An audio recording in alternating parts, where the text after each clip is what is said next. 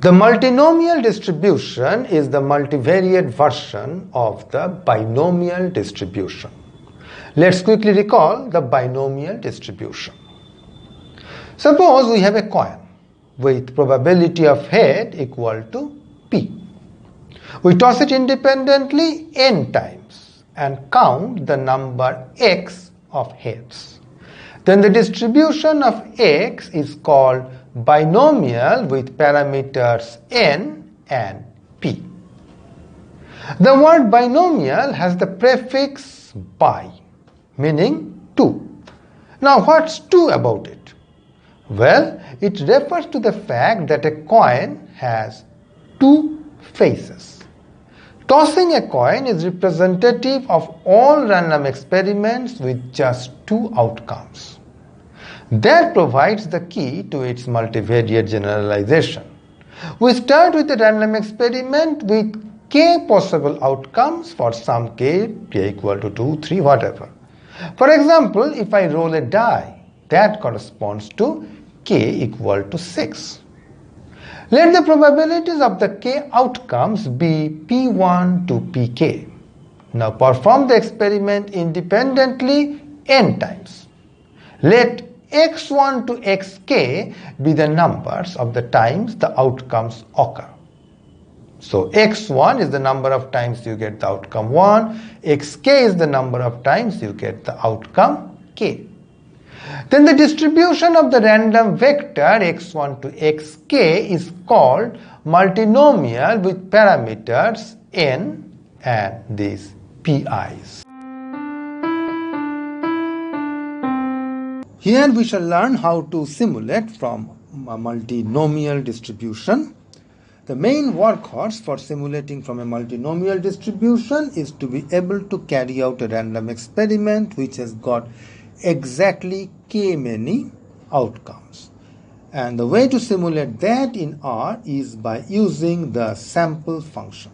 First you have to specify the total number of possible outcomes, that is 6, and then you have to specify how many times you want to carry out the experiment. So we are trying to simulate basically rolling a die, that's why it is 6, and then we want to roll it 100 times. Of course, here we are working with sampling with replacement, that's why I am writing replace equal to true. Now we might very well have a die that is biased, so it doesn't have to be simple random sampling. That is why I have specified probabilities, and this is a vector of length 6, same as the size of my set. So 1 comes with probability this, 2 comes with probability this, etc. Now you might be wondering, these are not probabilities, these are numbers which are greater than 1. Well, the point is R will normalize these things by dividing all these numbers by the total so that it becomes a probability vector. So you can just specify any positive numbers or non-negative numbers as long as the total is strictly positive. So let's carry this out and we can see that I have got this thing. So I've got 100 numbers from 1 to up to 6. Let's do it again and we'll get another set of such numbers randomly. So the numbers have changed. Now all that I have to do is to count how many times 1 has occurred, how many times 2 has occurred, all the way up to 6. That is done by the function tabulate. Tabulate this raw data, and 6 is the total number of categories, that is 1, 2 up to 6. So once I do that, I get x1 equal to 5, that has occurred 5 times, x2 equal to 15, so 2 has occurred 15 times, like this. So this vector is coming from multinomial with parameter 100, n is 100, and probability obtained from this. Now let's quickly convert it into a function that we can use.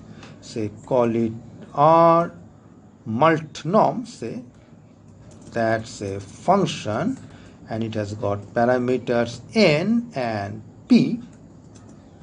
So all that we have to do is to find out what is k. K is length of p, how many things there are.